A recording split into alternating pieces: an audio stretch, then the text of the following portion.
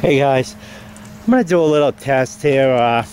I got the E-trac, what I'm gonna do is I got two little holes. I'm gonna put a dime in one and a quarter in the other, silver, and then there's iron. Now I didn't plant the iron. I found iron, because sometimes when you put it back in, or sometimes when you put it in the ground, it doesn't sound right because it has the halo effect. Okay, so this is where the iron is.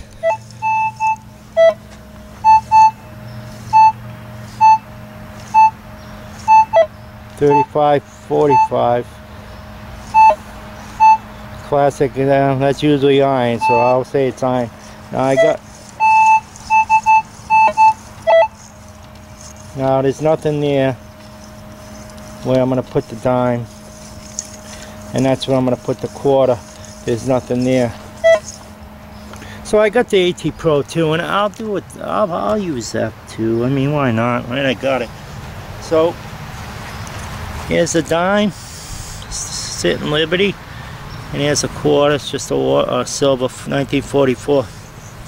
I'm gonna put the dime in first because, you know, that's what you find mostly. So there's the iron, so you go from one tone to the next. I figure that's 4 inches anyway. It's not really about that. I just want them to be the same. And I'll put the quarter in the farther one.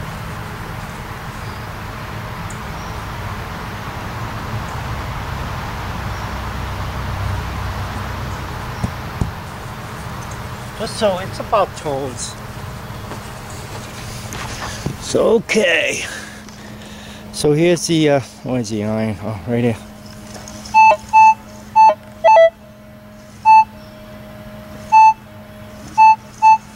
Okay, here's the dime.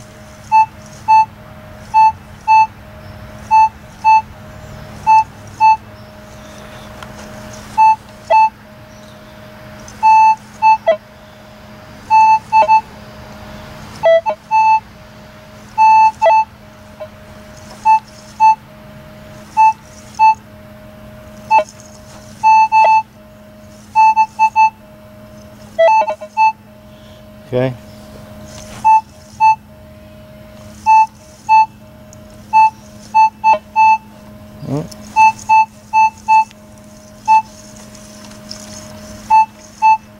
Here's a quarter. Here's a dime. Not much in the tone.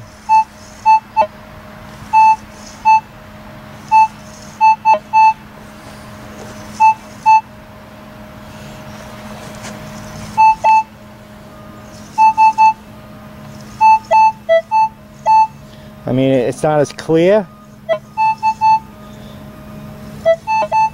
So that's the only thing. Now let me let's see. That's in a four-tone conduct. Now I'm gonna go with multi. We'll see what that gives us. And it's wide open. The screen's wide open.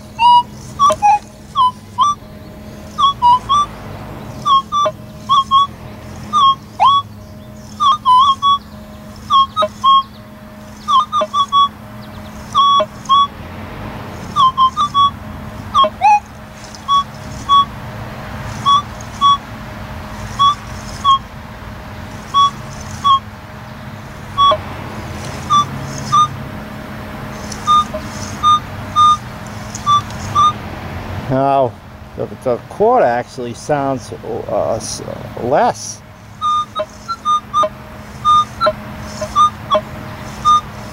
Am I on it? I gotta be, that's the only thing there.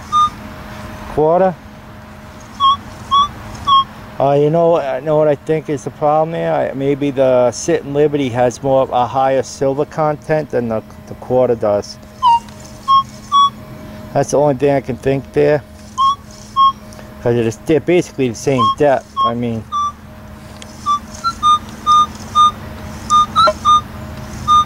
$11.47, $12.45.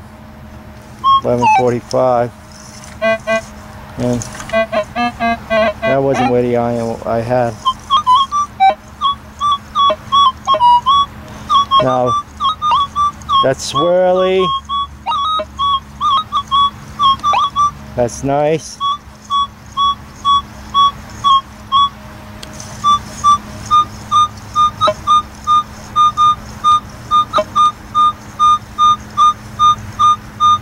Okay, now let's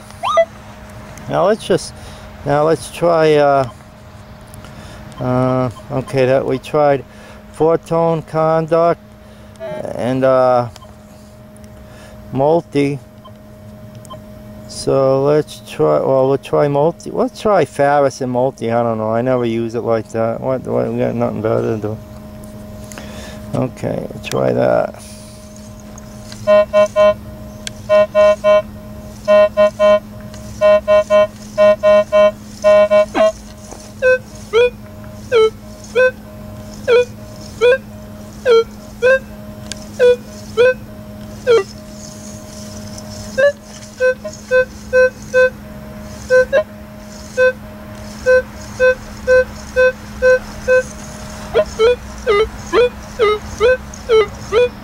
Hear the difference in a dime? Now in this, the dime sounds, well, it's a better signal.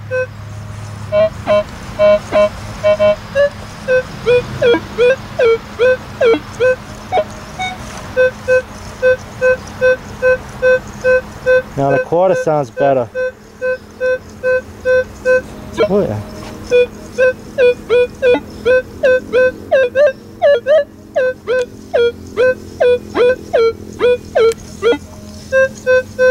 Okay, now we'll just do Ferris. Everybody, let's see, where am I?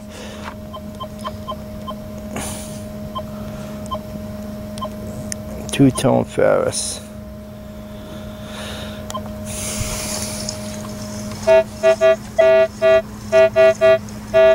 Classic iron signal, you know, grunts. Sounds like they might, unless it's...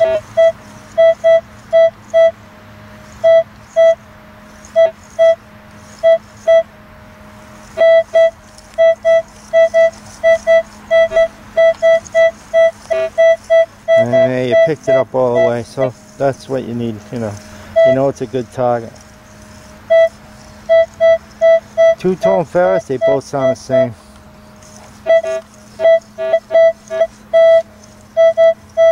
That's a dime.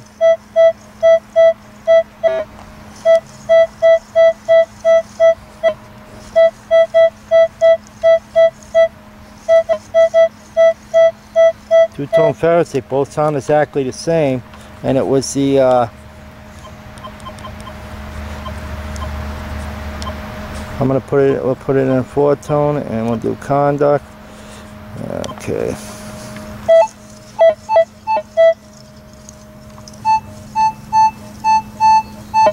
Alright, well, there's a dime. Wait, let's get the iron.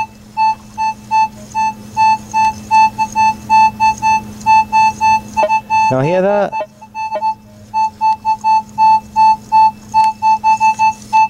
It's bouncing around.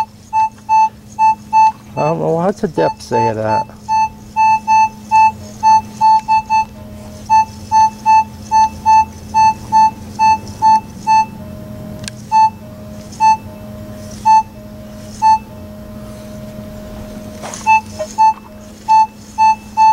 Now they sound pretty much the same. 4-tone conduct.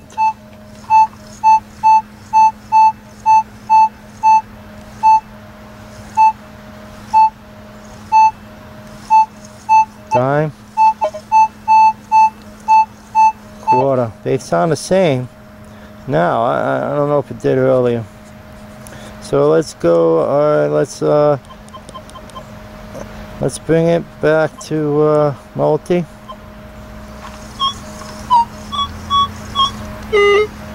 Here's the iron.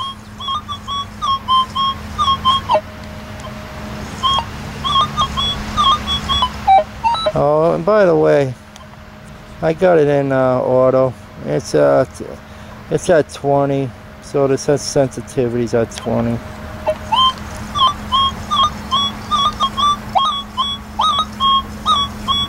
Here's the iron.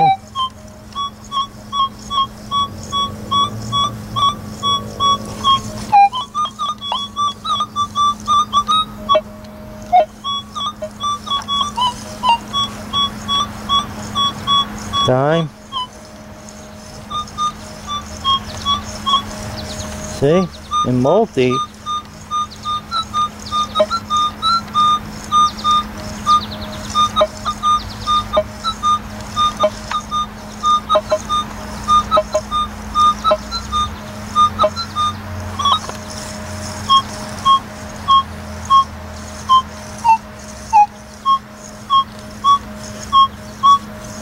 That's a dime.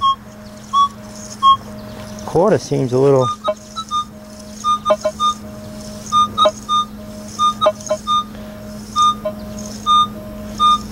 Go by the idea, I guess.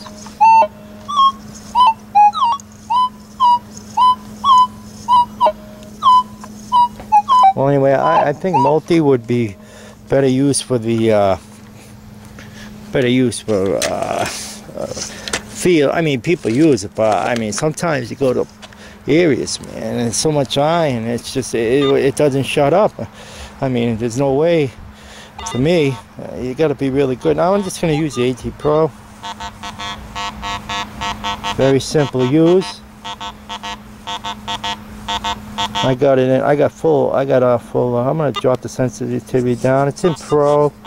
I see. I got no disc. It seems to be. Why gotta? Let me see if I get iron audio. No.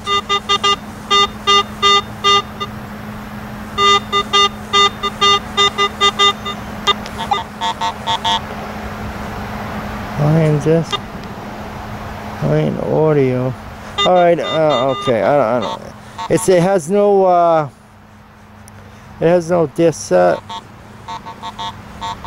But it's still making it. It's still grunting. I don't know. Classic 81.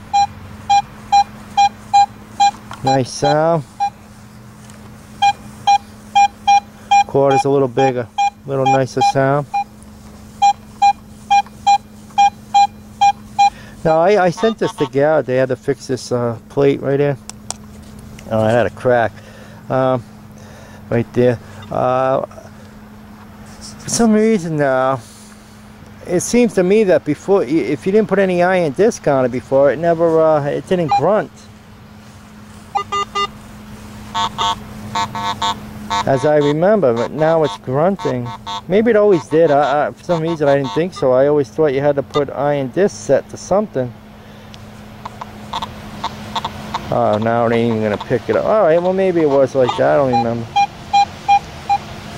Okay, so that's about that. I want to show you something else too, but I had a couple of confrontations, and I just wanted to show you something. Get back. Just hold on one second. Hey guys, not that this has a ton to do with metal detecting, but I watch people's videos all the time, and they help me. So if I can help somebody, fine. That's what I plan. That's what it's all about. So obviously these are worth money, especially this one. If someone snatches it from you, easy $300. Obviously if they sit on it, they get more. Now, not that it'll ever happen to you, but I already came in for a few problems, situations. I don't want to get into that. But anyway, if you're the type of guy that's just going to surrender your gear, and then go home and pray for the guy, that's all great. But that don't mean you're not going to get beat down, because the guy's still going to get away. So he wants to disable you anyway. So what I would suggest in that situation is, if you can run, throw this gear down and run and scream like a girl. And I ain't being funny. You know, I ain't trying to be funny. So what you're doing is you're creating distance from your attacker by running, and you're screaming, and you're bringing attention to yourself from the surrounding area, from people. You're putting people on alert. So that way, if the guy people see him walk on the detective, if he gets in a car or what direction he went, if there's an investigation or whatever. Because a lot of these cost a lot of money, so it becomes a grand larceny, or it's larceny, or it's a higher charge than over $500 or something like that. So anyway, what I came up with was, I used to take the martial arts, a long time ago, maybe 13 years. So what I was thinking of, what could I show somebody that never took the arts, and never planned on taking the arts? What could I show them to do maximum damage with the least amount of effort? Now what I came up with was, I took some stuff from this technique I used to do. It's for a two-hand grab pulling in. Now the reason people do that is they want to have control and they want to intimidate. So what they do is they grab you and they pull you in. Now they usually lift, so they usually put you on your tippy toes so you're off balance. So they can knee you, throw you down, stomp you, whatever. So what you want to do there is, when they're grabbing you, they're expecting resistance, force, weight. So what you do is you step in.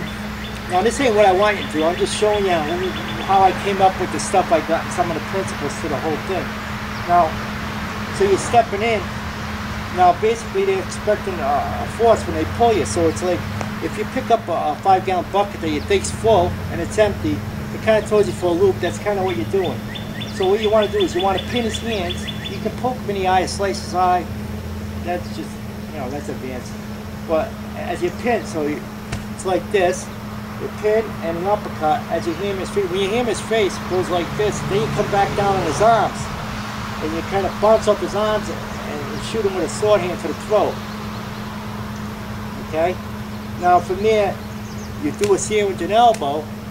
As his arms are still there, you just release them. As now you swoop down in his arms and you push him down. As you're pushing his arms down, you're actually using force, his force to come up with a stiff leg. So it's actually force being force. And this actually, when someone swoops down your arms, it's bringing you down. So there's 3 things of force going on there. So it could be powerful. So you do the stiff leg as you come up with a knuckle, back knuckle fist, and then hammer, and then you're out. Now, that's all the principles for it. I mean, there's 5 different strikes, so that's where I got them. Now I got strikes around. Let me give you a little. I'll try and do it real time. Kind of like that. That's what it's about. I mean, I'm way off. I mean, if someone's practicing this and they look at that, they're gonna see a lot wrong with it. But like I said, I don't practice. So what I took out of this was 3 strikes. Was a back fist. Now this is a pretty easy thing to do. When you snap it, and you can really snap it out there. And what you're going to do is you're going to hit down to the chin. Now the chin stays away from the body, so it's an easy target. I mean, I can use peripheral vision and nail it. Okay, so and you can get to, and what else is it's obscure. You can't really see it until it's pretty much too late. I mean, you can see the arm move a little bit, but it's not like this, or where people don't expect it, so it's obscure. Now, what happens when you do that? You're going to smack the head back. Now, this is a natural movement, just like this. This is a lot easier. It's a little stiff. You don't do it every day. So when you hit that, the head snaps back and adjusts the brain a little bit, and that's how you knock people out. You shake the brain. That's what you want to do, a quick snap motion. So that you can knock them out too. But what do you want? If his mouth's open, now the bottom teeth are going to smack the top teeth. So that can bust his teeth. It causes a lot of pain. It's a good strike. So you smack his face. Now that lifts his head back. Now you do a sword hand. Now I went into a forward bow. You get torque and rotation, and you get depth and power doing that. You don't need it. It's this sword hand. You usually want to hit here, but it kind of doesn't matter. You're going for his throat. It's soft, and pretty much anywhere around his throat, it's a good target zone. So there ain't no pinpointing. It's not like the eye where you gotta So that's why I bring it up now. You can snap it out there. You don't have to be in a forward throw. So when you hit somebody in the throat, you don't have to go through the back of their neck. You know what I'm saying? You snap it out there. And when I see people get hit with the throat, the first thing they do is they do that. I've seen it. And they try to swallow. They try to get things working because it hurts and they can't swallow. They can't breathe. So you don't need a lot of pressure. I mean, it depends on the situation. So anyway, so from there, okay, so you do the stiff, the face, the chin, the sword hand, and then you do a ball kick. And that's it. Now, the reason I picked the kick is to the groin area. Now, again, there's a wide area, there's a wide zone here. You got the groin, you got the bladder, and you got the bone right there. So, don't have to be pinpoint, just throw it out there. You're going to hit one of them things, it's going to hurt. And the reason I'm showing you these targets is it doesn't matter if the guy's a bodybuilder or not. You can't build this up. You know, there ain't much muscle there. It's all thin. So, I mean, unless a guy's trained and he practices, the chances of someone coming to get your stump and being like that, it's real slim. So anyway, it's usually desperate people. So, okay, the kick. Now the kick, like I said, now in the other technique, I did a stiff leg kick. The reason I don't want you to do that, it's very easy to do. And then but the point is, when your foot's extended, this part, say this is your foot. This is your foot. This is the ball, this is the heel, and this is the instep. Now this is where I did the kick. Now the point is, if you miss and you hit over here, your foot only bends so much this way. You know what I mean? You can't. It bends up more, but not down, so you can break your foot. Now, I have not broke it, but I have hurt it. So that ain't my favorite kick. A lot of guys do it, but so when you hit with this, the ball, that's hitting with this part of your foot. See your toes are up. Now you can practice that right on the side of your bed every night, a couple. If you get that kick down, it's a very deadly kick. It's like, I think the second powerfulest kick is the back kick. I think the most powerful, but it's an easy kick to get down. Practice on the side of your bed. So, and the point of this is, that kick, say you had a 2x4, and you grabbed a 2x4 and you jammed it into somebody, or a 4-foot level where they got the handles, and you jammed it into somebody. That's the effect of that kick. So after all that, that guy he's going to be in rough shape. So it's really easy. Really, there's no, you don't really need to practice all your life. So that's the whole point of this. Any of these strikes are going to do damage, just one of them. One of them is going to get you somewhere, you know. Now guys, if you guys that took this and they see what I'm doing and they say, oh, you shouldn't do that, whatever. Now it's a life or death situation. Okay, after you, after you hit, he's going to bend down. Now, life or death, I mean, you can hammer him. These are mastoids right here. I think that's where the fluid flows back into the spine. I think. It's been a while. So, you can hammer him there. Now, you can hammer him there, do a rear palm heel, or you grab his hair,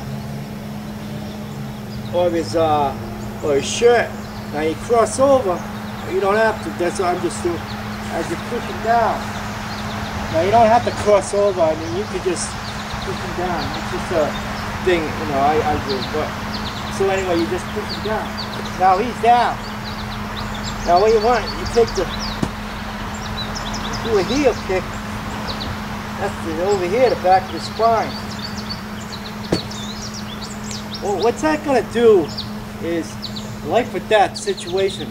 Now, what that does is it's going to separate, you know, the stem.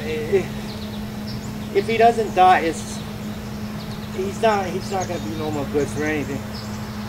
Now, You're gonna be life or death. It's nice in this, but in this state anyway, you're still gonna have to face consequences.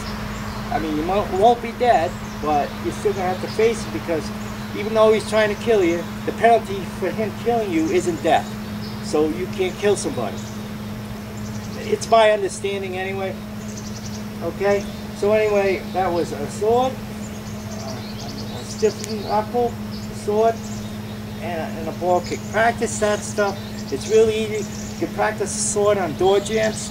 Now you can do this, whatever you feel comfortable with. If you feel more comfortable with the left, I mean, you can practice it. It's really easy strikes. It's really easy to learn.